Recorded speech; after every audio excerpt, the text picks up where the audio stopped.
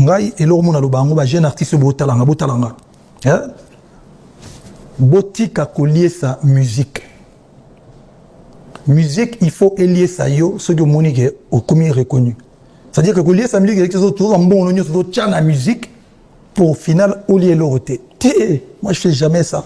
Mais on commençait par là. Non on a commencé par wanate on a laissé la musique avant Abima galère au baki management basket ok côté boyer au vit taxi au gende boyer ok tam sur la télévision biso ba complexité biso on a vrai vécu pendant on a street crédibilité parce que biso banandulu wana mbatité wana basket te vie mutuma uti mikili au sengi mbati au sengi lich au beta makolo te tu ya kosakana te pour moni ba petit lelo ba kansondi fait tout ça ba mambo bongo sa lelo uti likolo mambo bongo sa lelo biso bien moté makambo yo te biso benato yo yebit Marius yebi bina ke no yebi ke biso yalaki yaga tout ça to non il faut raconter l'histoire pour comprendre c'est-à-dire que makamutu ya mabe na tala on a dit bon est-ce que on a besoin oyo te na longolion na tika ya bien parce que na temps normal ba biso benato yebi bina lelo na ngwendo na ya bena boy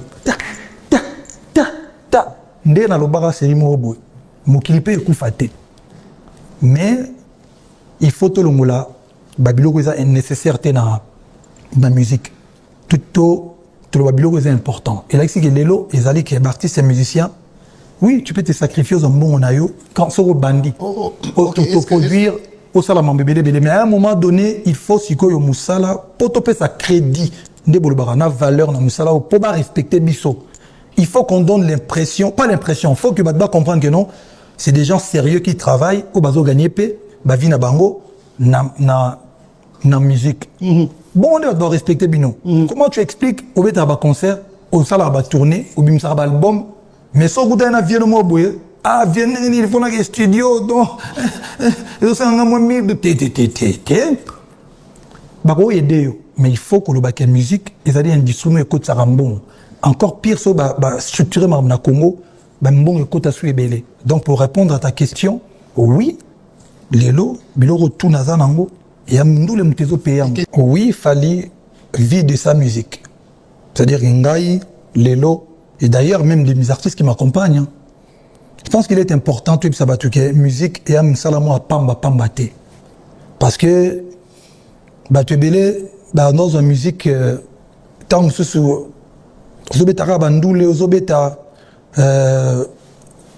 ozola libanda ndeba surtout ndeba biso banda bandule ozo voyager ozo la galère ozo sala ba mambe belé mais ozo vivre na musique té donc aujourd'hui na âge na nango et je ne peux pas me permettre na ko sabatu té nga benda Marius Munga je regarde la caméra na talayo na do vivre na mbongo ndule donc na mbongo ndule na zo vivre na mbongo ndule. Et ça important faut tout le baboy parce que il faut ce temps le baboy par exemple il faut payer ça par exemple c'est-à-dire tu vas pas que non ndoule ceux qui osent organiser ceux qui est simbi au revivre dans bon ndoule puis ndoule ça na chicon kalandoule les gars que nos ndoulistes mais faut vivre dans ba matolo faut que ndara ko sala aboy to ba congolais to rolo ba te que non to pe ça ba matolo ba ko pe non ba ko pe ça na bango mais il faut vivre aussi dans musala na yo. Dieu merci avec focus, avec beaucoup de sacrifices, ma boulot, ma heure et belé dans ma studio, ma voyage, je peux aujourd'hui dire aux gens que oui, moi je vis dans l'art andoulé. Donc, blague écoute, tu es dans l'art andoulé. Nabiso ba musicien, ba jeune musicien, ba zo bimalelo, na opé sa bango conseil, surtout dans les gambo ya Simba. Kisi ya munene, na ya muke, ezalaka te. Ba opesa yo papier moko ba yebso teza nango rien or que yo simbinde ya munene yo éviter ba opesa yo loko moko te moni loko yo sala nkabo yo éviter que no simbi kisi ya munene dans le travail kemba ezana pe dans l'incolo ba te que no ngai faire na kemba bino pe fo bo kemba nengo non lelo ba vie comme na mambo ebele o ko zo chance moko et sourire et ça le fait que no kembi pe mingité ok liboso donc conseils ali yango na ba jeune artiste na biso persévérance na musala bo sala so ko yebi vraiment que musala oyo yo sala on a besoin que elle sa yo lobi na vie zala sérieux na boulot, répétition, respecter le leader na yo, zala ba principe na vie, voilà. Parce que biso lelo, je dis tout le monde n'est pas musicien. J'ai l'impression bato mususu na Congo ba jeune mususu ba comment on ndé ba artiste, tout le monde n'est pas musicien. Ba musicien bazali, mais yo jeune, aux en a souci à venir mitala. Et puis pressé na vite. So inga na zalaka pressé na ko Olanda nzela o na mone simité na kebo. Donc jeune o azolanda ngai soko za na principe, oza na beat moko se concentrer na beat wana ça va marcher et ko simba. Donc faut ça na ba principe na vie, kozala trop influencé te. Batu mususu bazana influence trop. Baninga mususu bazali ona pona ko influencer baninga. Soki oza trop influencé, moyo oke na objectif na yo ya vie ezate. Parce que oyo kaka mingi. So balobi na yo boye, oyo ki olandi. So balobi na yo boye, oyo ki olandi.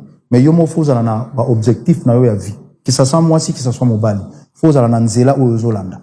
Yango wana. Surtout ba jeune de Briard, oyo yo bazozo attend ya rosala. Mingi, naza koloba ba jeune mingi. Ovana na ndako te okanga maboko. Sala tout est kolata métier. Et il n'a pas de saut métier de balobara. Sala est fort aux alata carrelaire. Sala est fort aux alata maçon. Sala est fort aux alata plombier. Sala est fort aux alata électricien. Sala est fort aux alata. Oh, nous sommes forts, nous sommes au sala pona.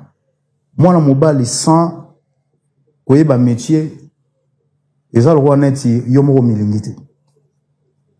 Donc, il y a conseil na senga. Tant on a mon ba jeune garçon, bazo travailler, na encourager à bango toujours. C'est quelque chose ezali, surtout son amoni jeune garçon. Hello la populace, ici Ndoms. Alors téléchargez l'application TapTapSend pour envoyer de l'argent rapidement, sans frais, en instantané aux deux Congo, Kinshasa et Brazzaville. Avec mon code promo Tombo, tu as 5 € offerts. Alors vas-y, télécharge l'application, envoie de l'argent en instantané sur Orange Money, Airtel Money et M-Pesa. Easy.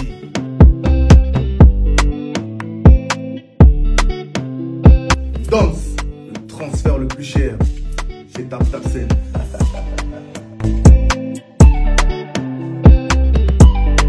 La coiffe ikote Papa na Kerouan éternel Kenaya Kanda Taba ikote Sensi Nganda Taba Fenenene Nganda Taba Chez Hugues la coiffe ikote Papa na Kerouan éternel Kenaya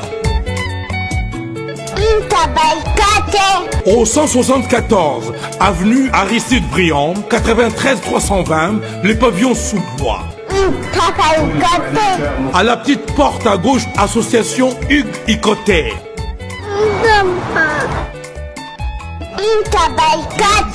01 41 55 0000.